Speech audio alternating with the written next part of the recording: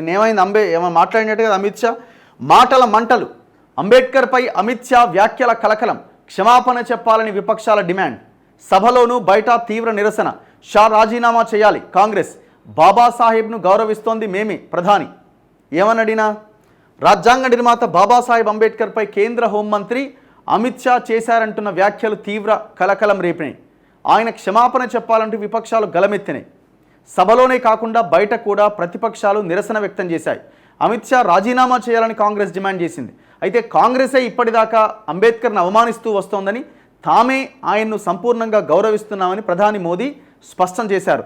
తన వ్యాఖ్యలు కాంగ్రెస్ వక్రీకరించిందని అమిత్ షా వివరణ ఇచ్చారు.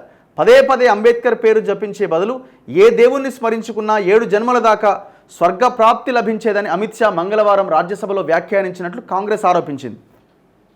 ఏమన్నాడట అంటే, ఊకే అంబేద్కర్ పేరెందుకు జపిస్తారు, ఆయన పేరు బదులు ఏ దేవుణ్ణో స్మరించుకోండి, 7 జన్మల దాకా స్వర్గప్రాప్తి లభిస్తుంది మీకు అన్నాడట.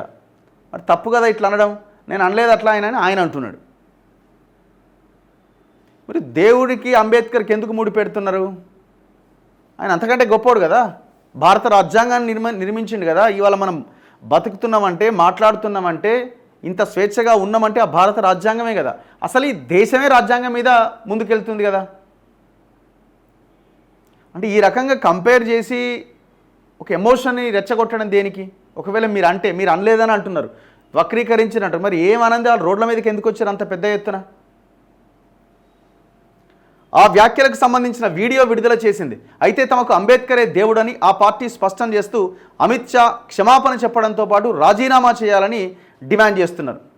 నిన్న అంబేద్కర్ ఫోటోలు పట్టుకొని రాహుల్ గాంధీ, ప్రియాంక గాంధీ వీళ్ళంతా కాంగ్రెస్ వాళ్ళు ధర్నా చేస్తున్న దృశ్యాలు మనకు కనిపిస్తున్నాయి. ఆయన ఏమంటుండు? వాస్తవాల వక్రీకరణ. అంబేద్కర్పై తన వ్యాఖ్యలను కాంగ్రెస్ వక్రీకరించింది. గతంలో కూడా ఆ పార్టీ ఇలాగే వ్యవహరించింది. తన వ్యాఖ్యలపై కలకలం రేగిన నేపథ్యంలో బుధవారం ఆయన మీడియాతో మాట్లాడారు. కాంగ్రెస్ వక్రీకరణను ఖండిస్తున్న, రాజ్యాంగాన్ని కాపాడడానికి ఎన్డీఏ నేతలు కృషి చేస్తున్నారనే అక్కసుతో ఆ పార్టీలా వ్యవహరిస్తోంది. కాంగ్రెసే అంబేద్కర్ వ్యతిరేకి, రిజర్వేషన్ల వ్యతిరేకి. మా పార్టీ ఎన్నడూ అంబేద్కర్ను అవమానించలేదు అని స్పష్టం చేశారు.